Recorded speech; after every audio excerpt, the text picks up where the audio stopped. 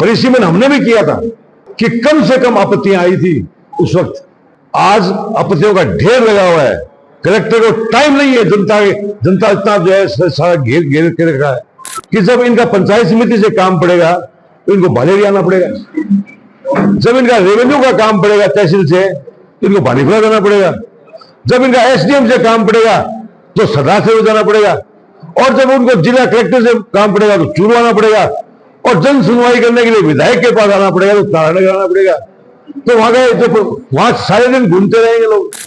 आप बताइए 6 किलोमीटर से तोड़ करके आप 40 किलोमीटर में डाल रहे हो अपने फायदे के लिए, तो जनता कहां घूमती रहेगी? कि हारे हुए लोग अपनी हार को नहीं बचा पा रहे हैं, इसलिए जनता के साथ बदला ले रहे हैं। प्रजातंत्र में दुर्भावना से नहीं चला जाता है। पार्टियां आती जाती रहती हैं। सरकार पीछे कांग्रेस की थी, आज बीजेपी की है, कल कांग्रेस की होगी या बीजेपी की होगी। जन भावना जनता की होती है, उसी के साथ इंसाफ से काम होना चाहिए। तानाशाही नहीं तो चलेगी और नहीं हम चलने देंगे। इसी उम्मीद के साथ आज आप हम एक साथ में बैठे हैं। हमारे जिले की जो वर्तमान स्थिति है उसके बारे में हम लोग बात करना चाहते हैं। अभी परिसीमन और पुनर्गठन का काम चल रहा है। परिसीमन और पुनर्गठन हमेशा जनता की भावनाओं के अनुसार होता है। उनका विकास कैसे हो सकता है ज्यादा से ज्यादा, उस बात को ध्यान में रख के किया जाता है। लेकिन अभी जो प्रस्तावित की गई है,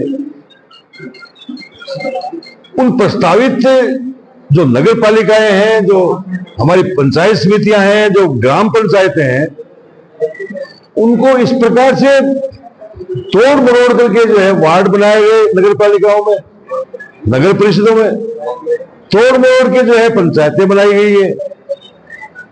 तोड़ मरोड़ के जो है कैसे जीती जा सकती है, पंचायत समितियां बना रहे हैं। पंचायतें बनाई है, हमें कोई ऑब्जेक्शन नहीं है। पंचायत समितियां बनाई है, हमें कोई ऑब्जेक्शन नहीं है। लेकिन आप जनता की भावना का तो कदर कीजिए। परिसीमन हमने भी किया था और मैं कलेक्टर साहब को कल भी कहा और आज भी कहूंगा कि कम से कम आपत्तियां आई थी उस वक्त। आज आपत्तियों का ढेर लगा हुआ है। कलेक्टर को टाइम नहीं है। जनता इतना जो है सारा घेर घेर के रखा है, क्योंकि आम आदमी को तकलीफ पैदा हुई इस परिसीमन से। नगर पालिकाओं में मेरे विधायकों ने बताया आपको कि किस प्रकार से तोड़ मोड़, कानून का उल्लंघन हुआ, नियमों का पालन नहीं हुआ, संविधान की धज्जियां उड़ रही है। चुनाव जो है अपने फायदे के लिए छोटे वार्ड, अपने जो लोगों को जिताने के लिए छोटे वार्ड बना रहे हैं, और जहां कांग्रेस के या उनके खिलाफ के वार्ड हैं या उनके पास उम्मीदवार नहीं है, वहां वो 5-5 हजार के जो 4-4 हजार के वार्ड बना रहे हैं। तो इस प्रकार का तो हमने कभी देखा ही नहीं है। फिर 19-20 का फर्क हो सकता है, लेकिन आप जो है पूरे नमक का पो रहे हो। नमक आटे में नमक समाता है, इतना राज का तुम कर सकते हो, लेकिन क्या इस प्रकार से आप जो सारे काम करोगे? अब मैं आपको सुजानगढ़, तारानगर, रतराजगढ़ सबके बारे में आपके सामने बात आई। रतनगढ़, मैं तारानगर के बारे में आपको एक छोटा सा उदाहरण बताना चाहता हूं। वहां 59 ब्लॉक है नगर पालिका में, और हमने कलेक्टर साहब को यह कहा है कि 59 ब्लॉकों का वार्ड बना दीजिए। आपने जो वार्ड बनाए हैं उनका जो संख्या आपने दी है कि आबादी इसकी जो है 900 है, वास्तविक आबादी उनकी जो है वो 300 है। एकदम से जो है काल्पनिक वार्ड बना दिया। जो सीमा ज्ञान की है, 4 वार्ड को छोड़ करके जो है एक वार्ड है, उस वार्ड को तोड़ करके उसमें डाल दिया। तो इस प्रकार की अनियमितताएं कानून के विरुद्ध, नियमों के विरुद्ध हुई है। और इसी प्रकार पंचायत समितियों में, मैं ज्यादा गहरी बात नहीं कहूंगा, एक बात बताना चाहता हूं आपको, सबके समझ में आएगी। तारानगर विधानसभा राजगढ़ और सरदार सर की पंचायतें लगती हैं, और सरदार सर की पंचायतें हैं, उनकी पंचायत समिति सरदार सर लगती है। अब इन्होंने क्या किया है कि 3 ग्राम पंचायतें हैं, सरदार सर की जो है वो पंचायत की वो तारानगर की भालेरी के अंदर डाल रहे हैं। उनकी दूरी कितनी है? 40 किलोमीटर। और नई पंचायत समिति बन रही है पानीपुरा, उसकी दूरी कितनी है? 10 किलोमीटर। कहां 10 किलोमीटर और कहां 40 किलोमीटर आएंगे? मैंने कलेक्टर साहब को कल कहा कि जब इनका पंचायत समिति से काम पड़ेगा तो इनको भालेरी आना पड़ेगा, जब इनका रेवेन्यू का काम पड़ेगा तहसील से तो इनको पानीपुरा जाना पड़ेगा, जब इनका एसडीएम से काम पड़ेगा तो सरदार से जाना पड़ेगा, और जब उनको जिला कलेक्टर से काम पड़ेगा तो चूरू आना पड़ेगा, और जन सुनवाई करने के लिए विधायक के पास आना पड़ेगा तो तारानगर आना पड़ेगा। तो वहां गए तो वहां सारे दिन घूमते रहेंगे लोग। आज इतना अव्यवहारिक, यानी अव्यवहारिकता बता रहा हूं आपको, गैर कानूनी तरीका और अव्यवहारिक। इसी प्रकार से राजगढ़, हमारे 2 पंचायतें हैं जो सिद्धमुख तहसील की हैं, उनको तोड़ करके जो है तारानगर में पंचायत समिति में डाल रहे हैं। वहां से 40 किलोमीटर की दूरी है तारानगर की, और सिद्धमुख वहां से लगता है, वहां पंचायत समिति बन रही है, वो लगता है 6 किलोमीटर। आप बताइए, 6 किलोमीटर से तोड़ करके आप 40 किलोमीटर में डाल रहे हो अपने फायदे के लिए, तो जनता कहां घूमती रहेगी? वही एसडीएम का काम पड़ेगा तो राजगढ़ जाएंगे, वही तहसील का काम पड़ेगा तो सिद्धमुख जाएंगे, थाने का काम पड़ेगा तो सिद्धमुख जाएंगे, पंचायत समिति का काम पड़ेगा तारानगर आएंगे।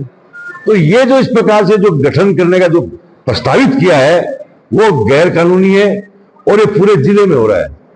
ये अकेले कोई किसी एक विधानसभा क्षेत्र की बात नहीं है, पूरे जिले में नियमों को ताक में रख दिया, कानून को ताक में रख दिया, जन भावना के विरुद्ध काल्पनिक वार्ड अपने साथियों को, अपने बीजेपी के लोगों को जिताने के लिए उनको पूछा कि आप कैसे जीत सकते हो, कि आप मेरा ये वार्ड बना दो, इतना चाहे वो सीमा ज्ञान हो चाहे नहीं हो, तो वार्ड उसके लिए वार्ड बना दिया। वो जीत के मुझे इतने वोट डालो, मेरे घर के जो है 150 वोट हैं, तो आप मुझे 150 वोट का बना दो। कारण किसको मानते हैं सर इसके पीछे? कारण राज के लोग, बीजेपी के नेताओं के दबाव में ये प्रस्ताव बनाए गए हैं। और मैं साफ शब्दों में कहना चाहता हूं कि हारे हुए लोग अपनी हार को नहीं बचा पा रहे हैं, इसलिए जनता के साथ बदला ले रहे हैं। आज का जो प्रेस वार्ता का मुख्य बिंदु है वो है परिसीमन।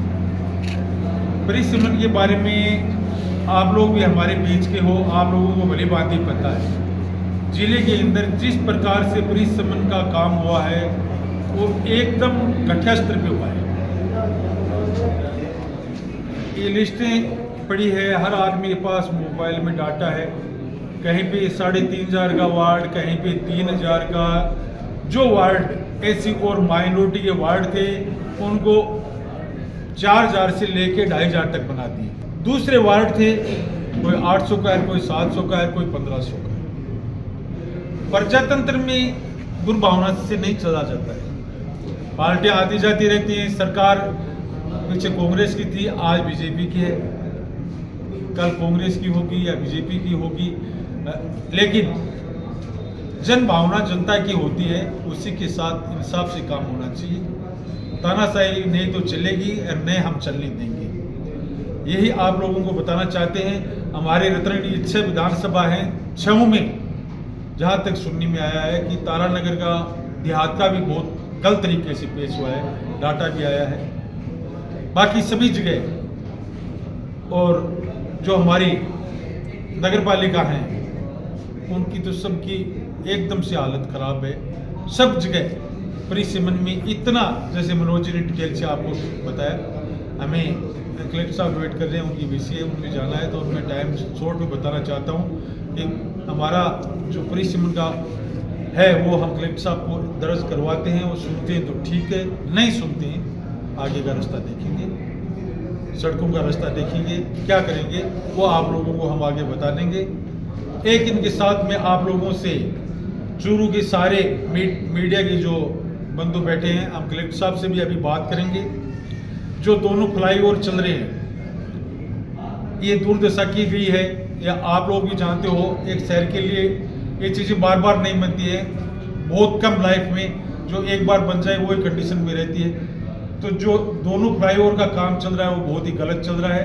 हम कलेक्टर साहब से निवेदन करेंगे इसको या तो सुधार किया जाए, नहीं करेंगे तो हम सभी विधायक यहाँ जल्दी धरने के रूप में आपके बीच मिलेंगे बहुत जल्दी। इसमें आप लोगों की से उपेक्षा करते हैं या हमारी जो भी न्यूज़ है एक शहर के हित को देखते हुए इसको आप बढ़ा चढ़ा के आपकी तरफ से इसको पूरा सपोर्ट करें। मैं आप लोग सभी आए सभी को बहुत बहुत धन्यवाद देना चाहता हूँ।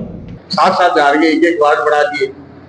तो इस तरह की ये सब जो आप ये तुलिका देख रहे हैं, तो मैंने तथ्यात्मक आज जो नगरीय निकाय की आज आखिरी तारीख आपत्ति की है तो एसडीएम को नगर परिषद में दे दिया। आज जिला कलेक्टर को मैं ये तथ्यों सहित ये आपत्ति है कि हम जाएंगे रखेंगे। और इसी तरह अभी पंचायतों में समय है उसकी भी पूरी तैयारियां हो रही है। एक छोटा सा उदाहरण आपको बता दूं कि वहाँ एक पंचायत नई बनाई गई है हरपाल सर, जिसकी जनसंख्या है 325 और कालू सर उसके साथ गांव जोड़ा गया है जिसकी जनसंख्या है 1456। अब 325 में से भी वहां आधे से ज्यादा लोग वहां निवास नहीं करते हैं, लगभग 100-125 वहां रहते हैं। तो इस तरह की विसंगतियां जो है इसका कोई औचित्य नहीं है।